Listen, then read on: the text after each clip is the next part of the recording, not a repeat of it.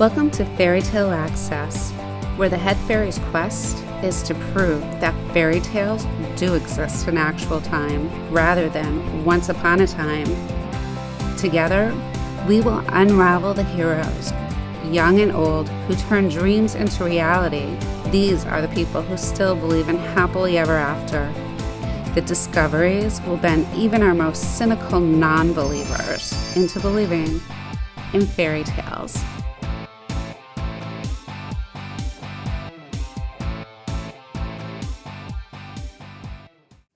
Hi, welcome to Fairy Tale Access. I am so excited to introduce you to this author from England, Taylor Aston White, with her newest series, The Witch's Sorrow. Thank you for joining us. How are you? Oh, hiya. Thanks for having me on, really. Oh, my pleasure. This book was wicked good. You're so talented. Thank you so much. I was just forever reading it. I couldn't put it down. So can you tell us a little bit about the characters? So the whole story is based around a character called Alice Skye, who has a very traumatic past, like many people in fantasy do. And it's the whole story is her trying to figure out where she came from, her ancestry and heritage, while also trying to figure out who's actually deceptive in her life at the moment. And it takes you for just a small part in this first book of her trying to discovering who she is. Wow, I loved it. And tell us about her job. So she's something called a Paladin agent for the Supernatural Intelligence Bureau, which is a made-up police force, for example, that specifically look after the breeds, so anybody deemed as not human in the City of London. So she's like a police officer, essentially, detective. I love that part about the story. It made it so much more realistic because there's so many vampire stories, detective stories coming from England itself that that whole supernatural bureau seemed like realistic.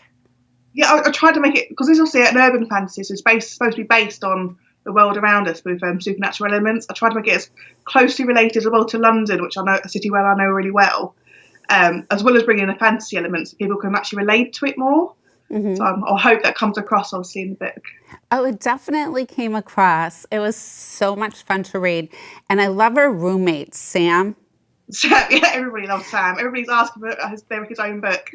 Oh, he's adorable. I mean, who wouldn't want a best friend that is a shifter that can turn into a leopard and be, you know, like your cuddly big friend that's like a cat friend, you know? He's already had a proposal from I sent the book to a blogger in India and she's already proposed to him, so oh, really? Got to sort that out, yeah. Yeah, he just doesn't seem like he's the commitment type. No, there's a reason behind it, and you'll be able to kind of figure out more in more stories I write about both of them, really. So how many stories are in the series? So at this moment, I have 6 planned, with the second coming out November 1st. The third's currently being written. I'm halfway through that now. And I've also got a short story that I've just finished, which will be an anthology that's being released January. Oh, great. Yeah. So does the short story tie into the series? It does. It's actually based on Alice and Sam are quite a few years before she starts proper working. Oh, okay. And it's for this amazing charity to write Love on Her Arms. I don't know if you've heard of it, which does depression, suicides, and help that people really need, especially with the mental health around these days. Yeah. And as you know, obviously, her mentally going through understanding what she is quite a huge thing in these books and will continue to be in the series. But yeah, it's got Sam in it again. And it's quite an emotional short story, so you have to look out for it. That's great, because it really does fit into her traumatic past and being able to accept what happened and keep moving on. Yeah, exactly. Once you actually, and that's the problem with trauma, people don't remember it until much later. Exactly. I wanted her to explore the fact she was very young when she had this thing that happened to her, and it's about her as an adult trying to accept her past, as well as understanding that it doesn't necessarily shape her as a person, that she kind of needs to find herself. I love the way you weave the characters too, like the pack of wolves, the way they interact, the other vampires, and just all the characters that you would expect to get out of the United Kingdom, Yeah. fairies, their personalities. I tried to keep quite to European things. Obviously, UK is part of Europe, and European folklore is huge. So I really enjoyed exploring that. Have you done a lot of research into that? Because I did check, and a lot of the things were things that people say about these characters. I think it really consists of me reading a lot, and I was brought up reading like the Brothers Grimm and Anne Christian Andersen and the original fairy tales, that are gruesome originals, not the Disney versions. Right. So I knew quite a lot. Yeah, just a random knowledge of fairies and werewolves and vampires that was quite easy for me to adapt into a story. That's great. I was just impressed at how easy the story flowed, how realistic it seemed throughout, and just the fact that it was one of those books that you couldn't put down till the very last page. It had all those awesome elements of vampires and drama and just friction, but in today's world, which was really great. Yeah. I tried to keep building the tension and the foreshadowing and the twists as well. That I tried to. Quite a lot of it. I wrote the story and wasn't happy, so I went back in it. In a couple of months, it took me to rewrite it and add all the twists. Mm-hmm. So yeah, I'm really excited. It's gone down really well, especially with the American audience as well. Yeah, the twists are great. So how did you ever get into writing? So I've always had creative outlets, shall we say, since I was really young. So I studied fashion and textiles for 5 years at college and university, which is very different to writing. And then I decided I didn't actually like that. That was me being rebellious against my father. And then decided, actually, I really do enjoy writing. So when I used to work full time before I had my son, I would sit there and just doodle ideas onto bits of paper.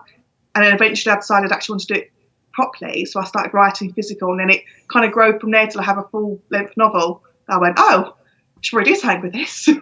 And that's how I published it, really. Wow. Are you really active? Do you do a lot of sports? No. No? No. Alice Skye is so active and... Yeah, she has to be in her job. But I do nothing, no. Running after my toddler, he's a demon himself. Oh. Like... But, so how did you get into the character to write her so well? Because everything that happens is believable. And it's not overly done. So you really get sucked into reading it until the middle of the morning. One night it was like 3:30. And I'm like, oh no. People say they see a lot of her in myself. But obviously I haven't got this sort of past. I've had a really good upbringing, so I can't complain. It's just I wanted her to have something that a lot of people can relate to in some way or another. So it was a lot of research online. Like I said, I read about 100 different books on hundreds of different genres just to kind of get an idea of what I wanted to do. And then once I got the idea, I explored that in depth to try and make it as realistic as I can without seeing it as too fantasy. Because again, it still wants to be a bit more realistic. Oh, it's definitely realistic. Yeah. So did you study crime novels to get the patterns in place? I have read crime novels like Carrie Slaughter and quite a few others. But when I was pregnant, I watched a lot of Dexter, which just goes into quite a lot of detail, to be honest, and the crime scenes and that sort of stuff, and things like Grey's Anatomy, and to try and learn the terminologies of all these things that I can kind of explore. Yeah, I have no knowledge in that. You had some pretty grisly details in there. Oh, it was worse. I cut quite a lot of it out. That's so funny. I mean, but you actually get into it like, and you can imagine it, and then it's like, great, I have to sleep. I have to read this story in the day. Yeah. But so what makes Alice a unique character for you? I think with how she deals with her trauma, obviously throughout the book, she very slowly doesn't really deal with it very well, and towards the end, and she needs to kind of learn to accept it, which is actually explored more in the second novel, which is called Druid Storm. And it's just how I want people to be able to see that they can deal with their own traumas, and how they don't have to rely on anybody else. They can just physically do it themselves. So I really hope that she brings power to people. So it's all about the mental health a lot at the moment as well. So I'm just trying to explore that in a way like this, really. Great. And what about designing your covers? Do you do that, or does someone else No, do I that? don't. So I'm very basic knowledge and stuff like that. But I've got someone else to do it. But I helped idea wise. So things like her hair, like her face is partially covered, and she will continue to be partially covered for the rest of the covers. The reason being, I don't like when I see these covers and they tell you what she looks like. I wanted to have a little bit of mystery about her. I want maybe you to see yourself in her a little bit. So other than the fact she's got blonde hair and green eyes, that's all I really go into. So it's up to you to kind of imagine her what you think she should look like. Yeah, I like that. You did a great job with the Yeah. cover. And it really matches the way it plays out in the book. So why is her name Alice Skye? How did you pick Alice?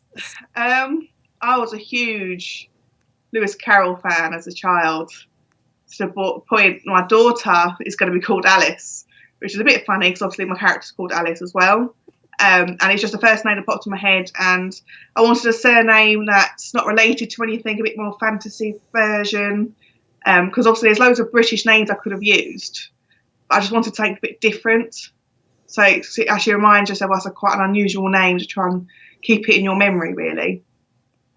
Yeah, it reminded me of the Isle of Skye and Scotland. There you go. I was like, I can relate. And what else do you do in your spare time? You're a mom to... I am a full-time mum, yeah. 1 and a bit children. So I've got a toddler who's 20 months old, and obviously I'm 27 weeks pregnant, so I'm due a baby in January, so that's going to take up some more time. Oh, congratulations. Thank you. So other than doing that, and I try and write as much as I can to obviously get these books out, but I'm also a carer for my mum, who has various health things going on. So yeah, I'm busy. Wow. When do you find time to write? Kids that age are always up. Oh, it's awful. So, sometimes middle of the night if I've got insomnia, I try after about 7:30 till bedtime. I try and get a few hours in writing. If I have a bath, I'll sit there on my phone writing, just trying to find little bits and pop. If I didn't have children, I'd be releasing a lot more books. But obviously, I'd get in the time I need. Wow. Are there any other characters that you've modeled after specific people or characters that you've read about in mythology or folklore or history? Not really history or folklore or anything. It was just these personalities that I'd literally get like a spidergram and write down what their personality is going to be like, and then I'll try and relate it. It would be family members and friends that I can't name because it's a secret. But yeah, they are based roughly on people I do know, and it's the people who read it, they've got to try and guess who they think they are, which finds it quite fun for me. So don't upset me. So does Alice reflect you in any way besides the blonde hair?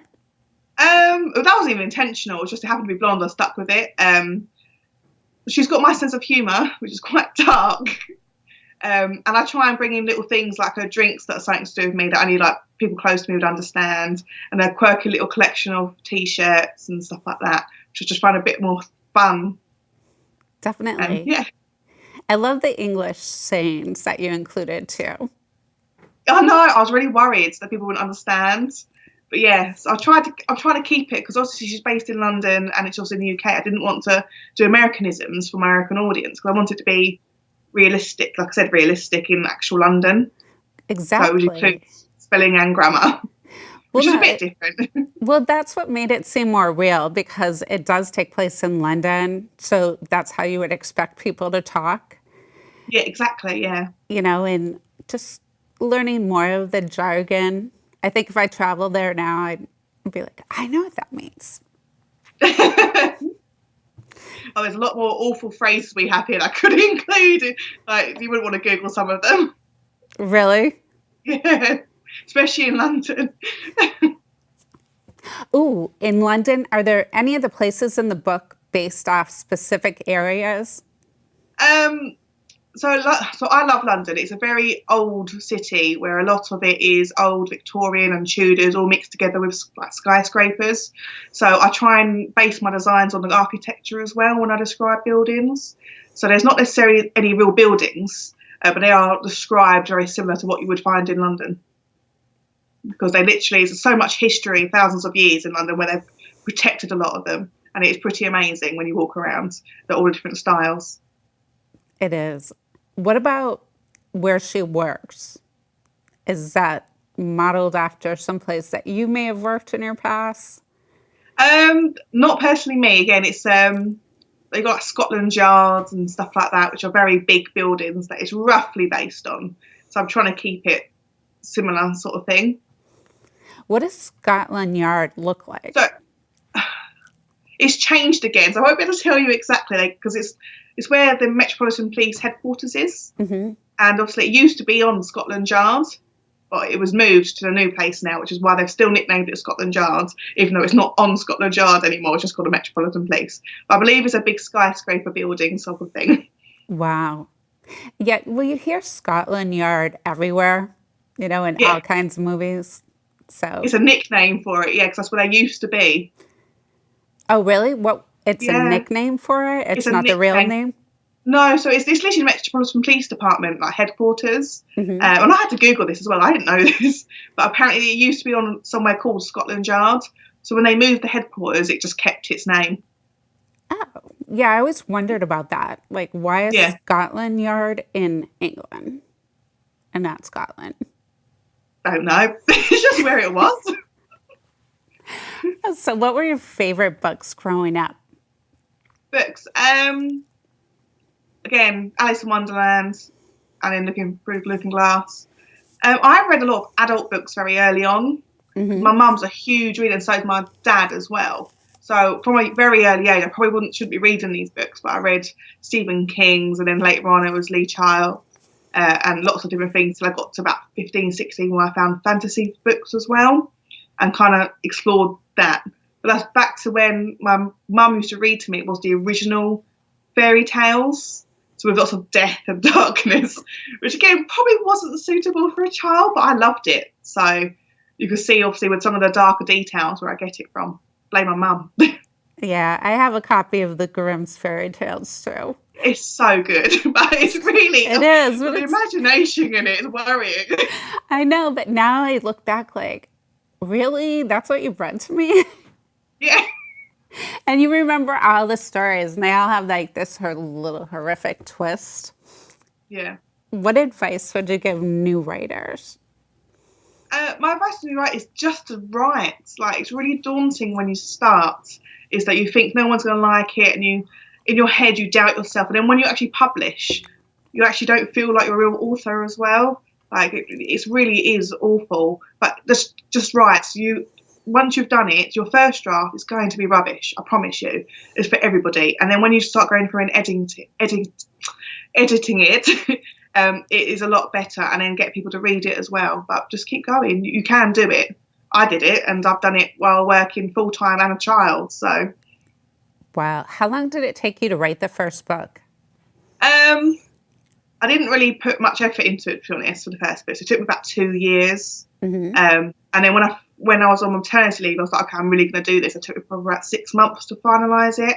While the second book's taken me 6 months. And the third book's taken me about 3 months to do, about halfway, so probably about 6 months again. Wow. So it's just the hurdle of getting over the first book. That really... It is, yeah. It took me quite a while. And to kind of find my author's voice as well, because it's quite difficult to find my own style in millions of different people's books as well. And you have a lot of fans. So were you surprised by the reaction to the book and all the different kinds of feedback? Oh, yeah, it was really amazing. My husband didn't believe me for a long time that I'd do anything with it. And when I even published it, he was like, oh, yeah, it's just a phase you're going through. And then when he looks, he goes, oh, oh, people like it. I was like, yeah, thank you. Appreciate the support. Did he read it? He hasn't read it yet? I don't want him to. He's so critical. Really? Yeah. That's so funny. But it could be helpful. He could become It the should be. antagonist in the next one. I know. Like, if he upsets me, I just write something kid that he won't, because he won't read it. I just make it look like him, and then kill him off or something. So funny. That's what you got for being mean to me. Did you do that with anybody in the books? Not yet, no. No. We've got time. We've got 6 books planned, roughly. We've got I time. think that would be the best part about being an author. You would get to kill off characters that were, mean to you in real life. Exactly, yeah. And it's just, like I said, I won't tell anybody. They've got to figure it out. If it was them. Well, I love the way you twisted the magic into the whole story, the characters. Like, it just flowed. And then there was this fast, just like epic, journey to find out what was going on a case she was working on. Yeah. That was so much fun. It had the fantasy, it had the detective, it had the fairy tale-ish mixed in. So that was very creative. Thank you, yeah. I do like a bit of magic in it, but I don't want it to be, again, with England, it's Harry Potter, isn't it? Everything's Harry Potter. So I wanted to be my own version of what magic could be, and how you're born with the ability to use it, with things like your chi and aura, which are obviously things people do look into now. Well, it is nice. So you mentioned Harry Potter, and Harry Potter had this way of bringing everybody into this flow. And this is really good for, I guess, teenage audience and up, young adult. Yeah. But it has the same kind of motion where it just brings you into the storyline. It's a story you can't wait to put down, and you're just waiting for the next one. Exactly, yes. So I hope so anyway. Definitely. It must be something in the air over there. What, rain? Well, exceptional writing that like takes us away from everyday life, and it's just fun to follow. I love the mix of characters. I love the shifters. I love how you showed, that sometimes you can put your trust in the wrong people. Exactly, yeah. Just that whole mix of bringing us through those highs and lows in relationships. It's like, yeah, I could sympathize with her. Well, that's what I wanted to. I want you to kind of go, oh, I feel sorry for you, as you're watching her life unfold and kind of break up in front of her. So, yeah. Yeah, and it had some really surprising twists. Good. So I really can't wait to see book 2. Oh my gosh, it was so much fun to read. I can't thank you enough. Oh, I appreciate it. Thank you. My pleasure. So we have 6 in the series? Roughly at the moment planned. Yeah. And does that count the short story? No, short stories are separate, that I wrote in one day yesterday when I was asked to incorporate it. So that was quite a lot of fun. And I've got loads of spin-off ideas as well that I'm going to explore in the next few years. So I've got to watch this space. Wow. Did you start off as self-publishing or you publish? No, I did it as self-publishing. I looked into being published.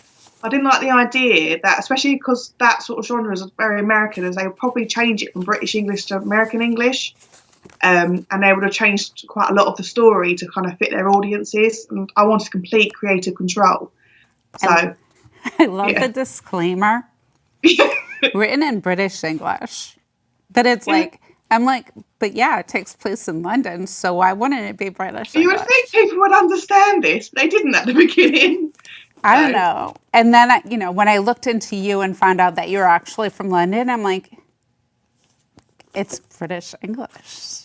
Yeah. Like, that's what you would expect from something that takes place in London. Yeah. So I thought that was adorable, too. Thank you. I'm glad some people do. Some people want me to change it. And I'm like, well, no, the whole point is that she's from London. It's a British book. Like, I'm not going to change it to, for anybody else, really. Right. No, I love the way it brought me through. It just, it reminded me of your accent a little bit. See, I don't hear an accent. People say I've got an accent, but I don't hear it. Yeah, I have the accent. But I love the British accent that comes out in the book, and just the exchange, the propriety in some relationships. It just reminds me of everything that you would find in England. Yeah, hopefully, yeah. It was so much fun. Good. But I hope you read the second one. I know, you've got a fan. I will be reading the whole series. Was there anything we missed that you wanted to share? No, I think that's it. Yeah. Yeah. Well, thank you Yeah. so much for coming in by Skype from London, England. Thank you very much for having me. My pleasure. And until next time, keep asking questions. And if you want a really fantastic vampire, witch, supernatural, non-human characters to hang out with, this is a series to read. We'll see you soon.